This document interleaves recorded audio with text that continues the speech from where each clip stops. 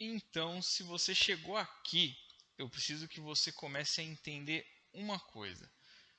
Antes da gente falar de postura e de como isso está ligado à inteligência emocional, é muito importante você entender como o seu cérebro funciona. E isso talvez seja a parte mais importante para que você entenda o porquê que sua postura diz muito sobre você e como isso pode mudar o seu ambiente.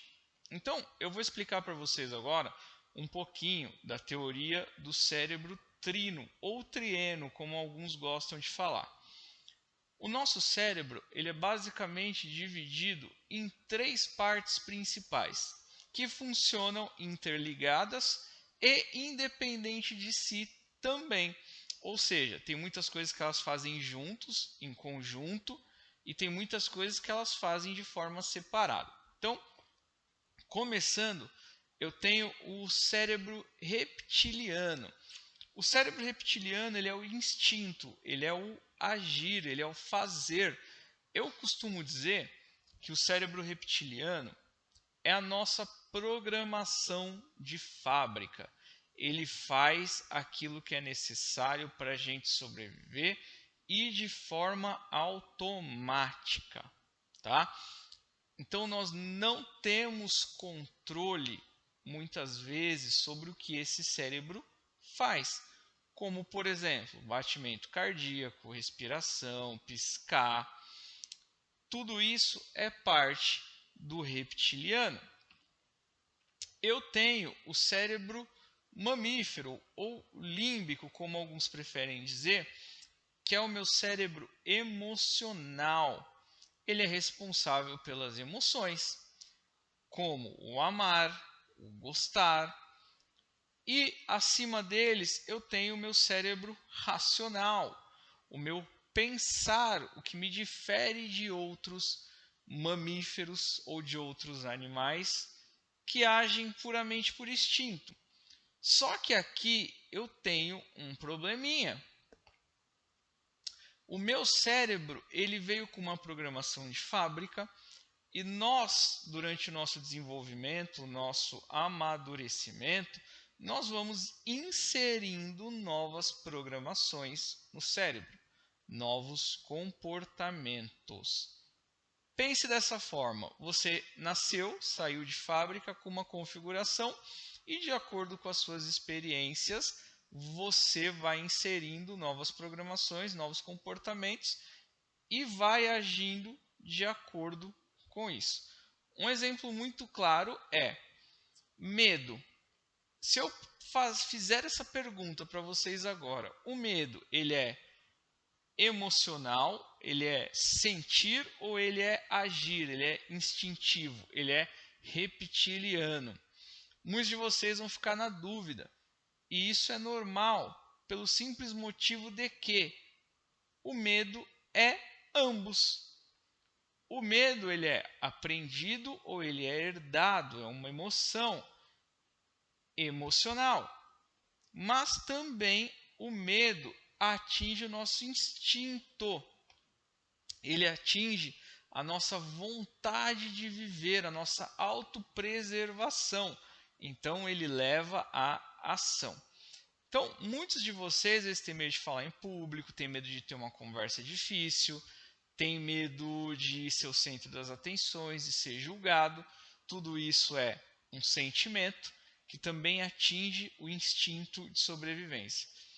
E o cérebro racional, ele deveria organizar isso para que cada cérebro seja responsável pelo seu trabalho.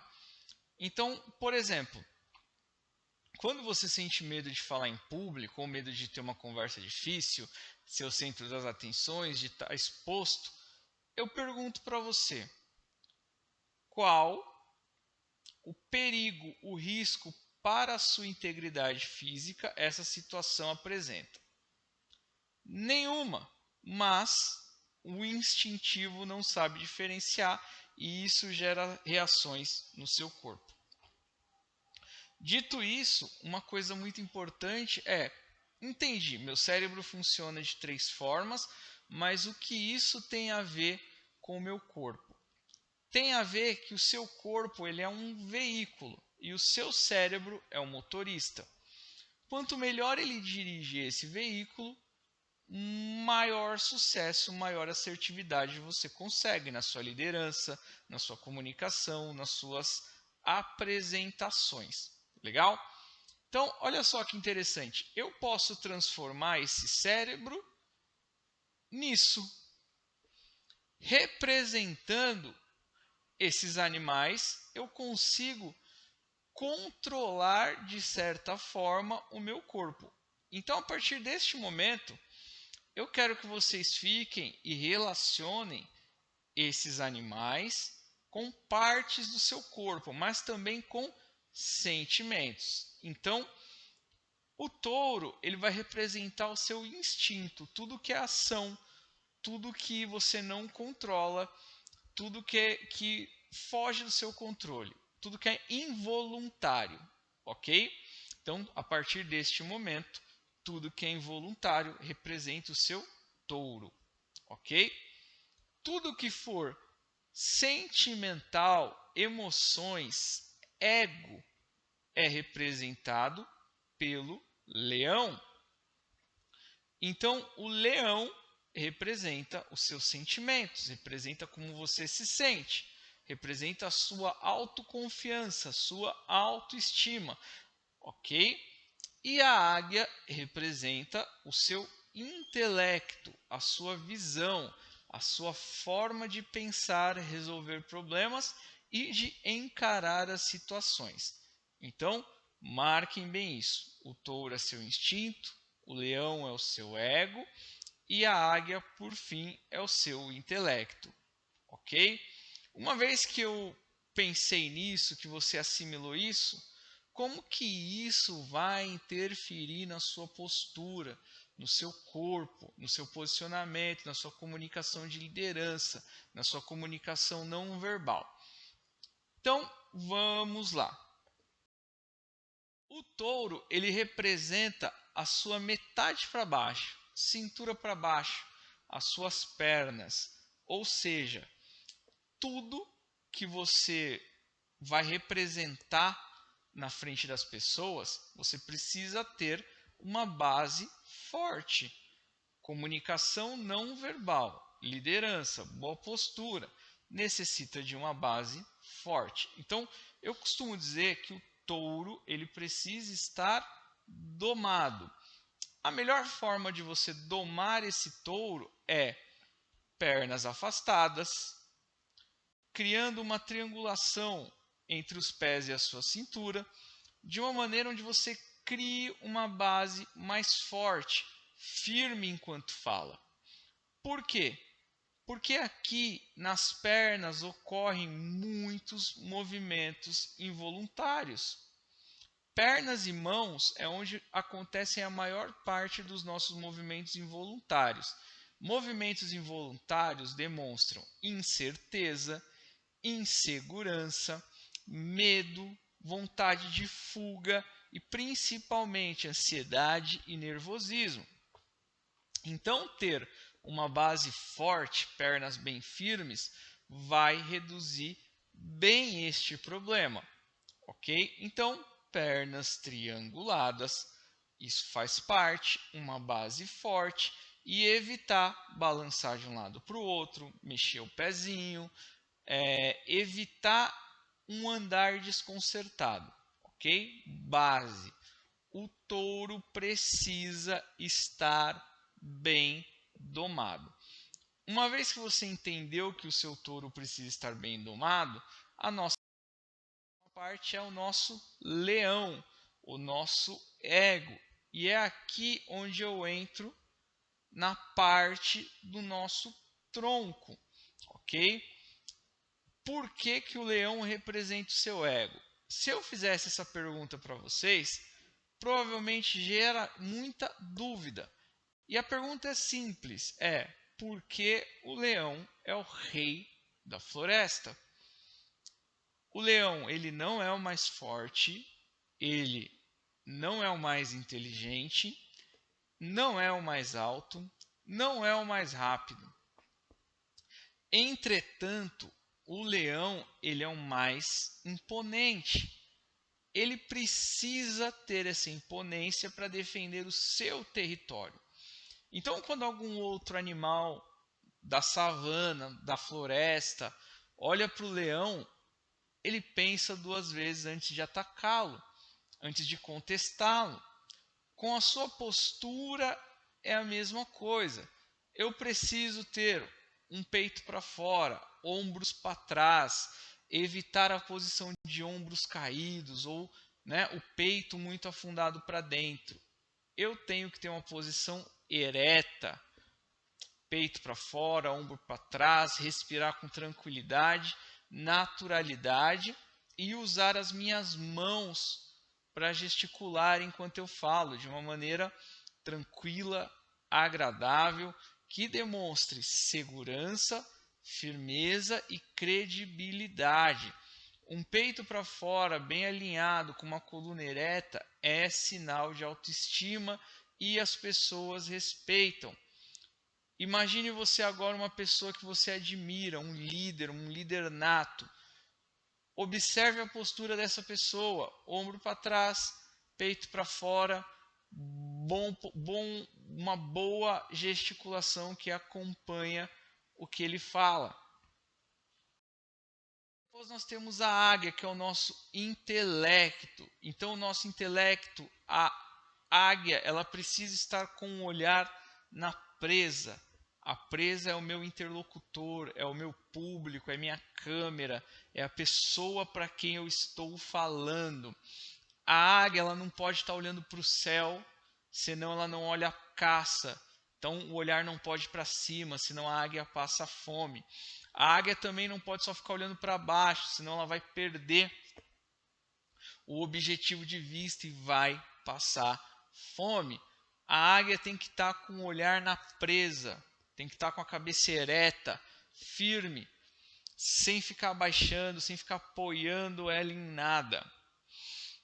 A águia é o seu intelecto. Um intelecto cansado é um intelecto que não convence. Quer ter um bom poder de liderança? Esses três animais eles têm que estar muito bem alinhados. Olha como essa postura é confiante, forte, definida, domina os próprios espaços. Então eu tenho que aprender a ter esse tipo de postura, pernas firmes, um tronco bem equilibrado, com os ombros para trás e o peito para fora, e a águia, o meu intelecto, com um olhar firme no meu objetivo. E isso é muito importante.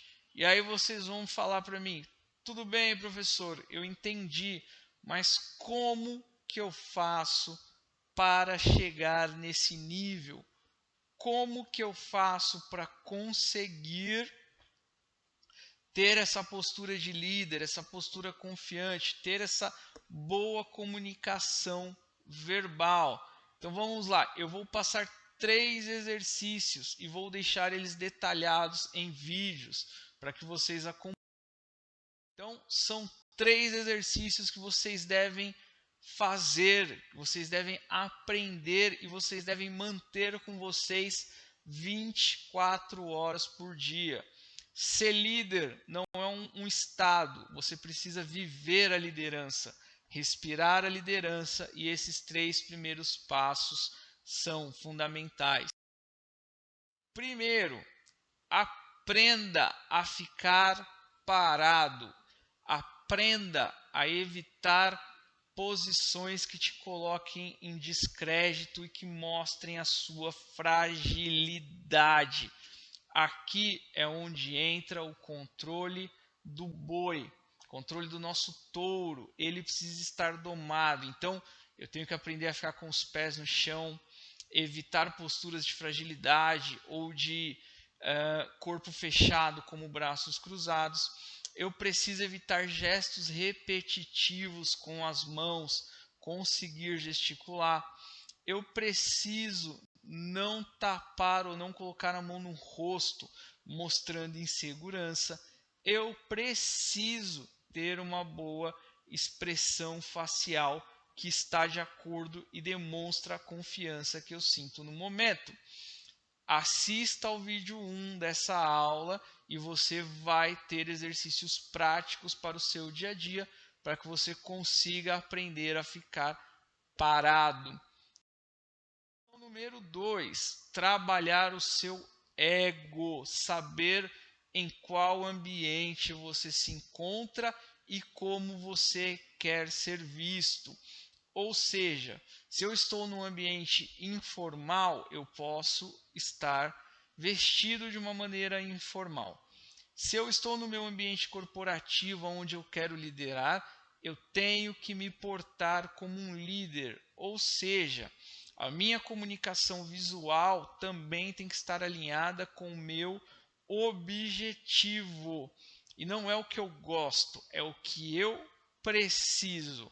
Ok?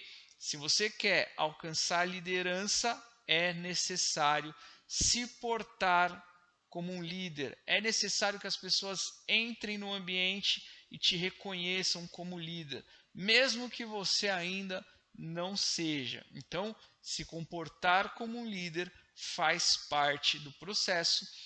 Veja o vídeo 2 dessa videoaula e ali eu vou te passar exercícios mais específicos. E número 3, aprenda a usar os gestos ao seu favor. Na nossa comunicação existe a comunicação liminar e a comunicação subliminar, aquela comunicação que está abaixo do perceptível. E isso está relacionado aos nossos gestos. Se você quer ter uma posição de liderança, uma postura de líder, os seus gestos precisam andar com você, precisam mostrar conhecimento, segurança, credibilidade. E sim, existem exercícios para treinar esses gestos e fortalecer aquilo que você quer. Então, para que isso aconteça, acesse ao vídeo número 3 dessa aula. Dessa forma, você vai conseguir englobar uma comunicação não verbal para a liderança, te transformando mais ativo, te dando melhores resultados e fazendo com que você se torne uma pessoa mais produtiva e com melhores oportunidades.